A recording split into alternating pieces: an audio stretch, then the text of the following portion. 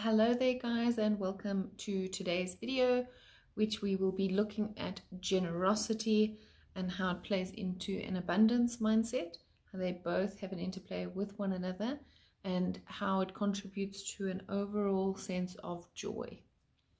So an abundance mindset is such a wonderful thing to cultivate, because when we feel abundant, we are able to give more.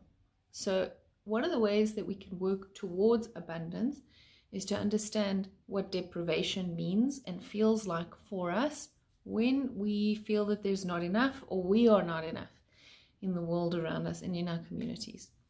So often if we think about a deprivation mentality, it's like looking at a cake. You're sharing a cake and you have to cut the cake into slices and share it with people in the room, your loved ones or friends or whoever. So that suggests that if I cut a slice of cake for you, that the more I give you, the less I will have or have access to, because we're cutting slices of one cake that is limited. But if we look at and shift to an abundance mentality, it's like the candle on the cake. So the candle on the cake means when we light a candle, we can light another candle and another and another, that it's limitless. That the resources available, love and food and all those things, are limitless. And it's according to how we see and feel about the world around us in terms of that sense of abundance. Now, one of the things that generosity does is it teaches you and the people around you about abundance. Because if you go to a function or something where, for example, the host provides so many things, like perhaps drinks and food and company and music, you will feel, wow, this person is abundant.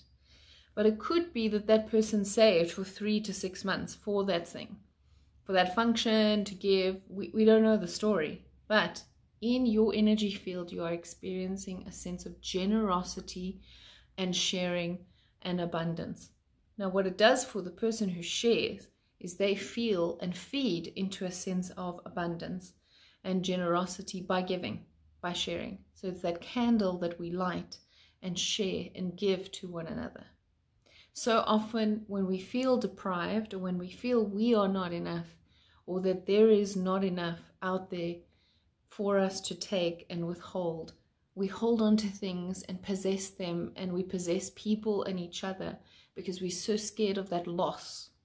But when we shift that mindset, that our time and our energy, which are priceless, that we can choose to give, our energy, our practicality, our skills and resources, it makes one feel more abundant. When we also shift to a sense of generosity, of giving, it taps into the centers of our abundance seeking and our giving seeking in terms of looking at joy and contentment and happiness. Because the more that we give, the more we receive. It's two sides of the same coin. So when we are receiving a gift from someone, and we so love this gift, so someone gives you a t-shirt or perhaps a hair care product or something that you really love and it's so thoughtful, that when you wear it or show the affirmation to the person who's given it to you, you're actually giving them something in return. You're giving them acknowledgement, validation. That's why a sense of generosity is also to receive. We need to learn to receive, especially those that struggle to receive, where they learned throughout life to self-sacrifice for others. It takes a while for them to learn simply to just receive, ask for help, and when people do offer it, to teach the brain, to teach the heart, to teach the inner soul to receive.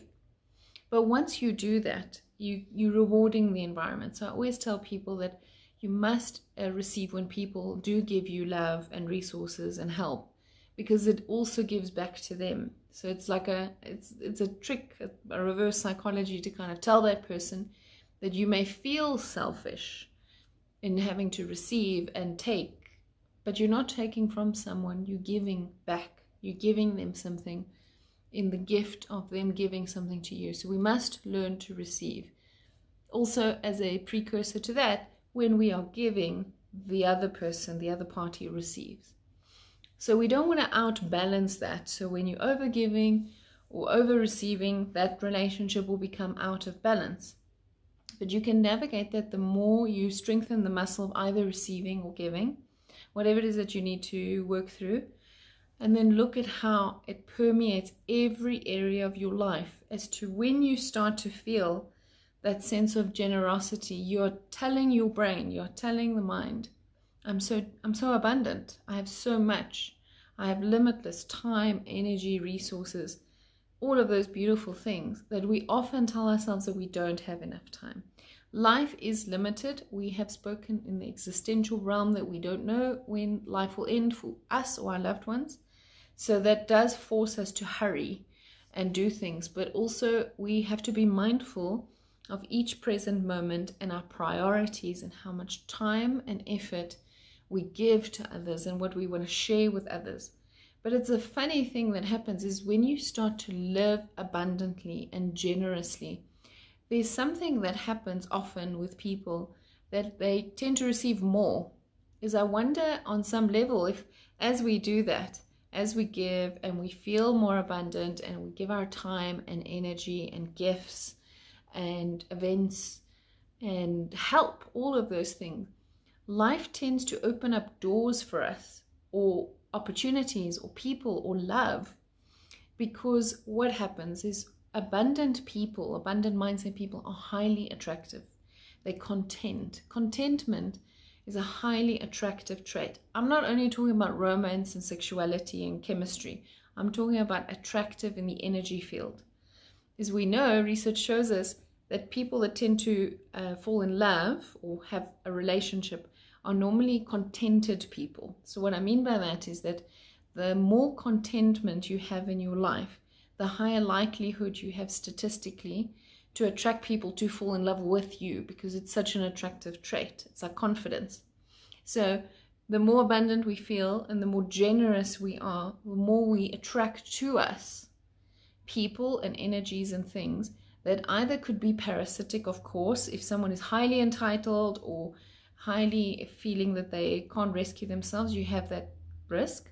But the other side of that is you have other opportunities where people want to love you. They want to give to you because they are so floored by your generosity and abundance. And it's such a chemistry thing that as we give and we think of the world in an abundant way, other people will start to feel, wow, I should start to do that for someone else, because it feels so wonderful to go to a function and someone has served my favorite dish, for example, or an appetizer, or has bought an apple that I like, something like that. It's such a beautiful thing. Is the more we give, the more it's like a ripple effect, because you know how it feels. And so often in contemporary society, we're rushing, we're getting things done on our to-do list, and we don't stop to think about how abundant this world is around us and how abundant we can feel. And as we are more and more abundant and we start to give,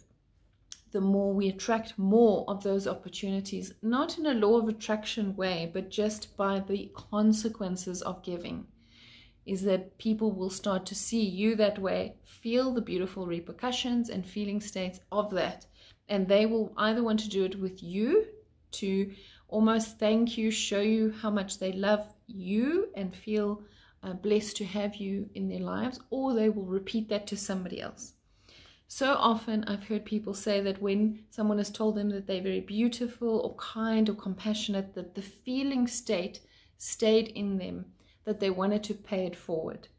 And so many times when we've been helped, we can always think, maybe I should pay this forward. So if someone does something for you where they expect nothing in return, it's like completely selfless.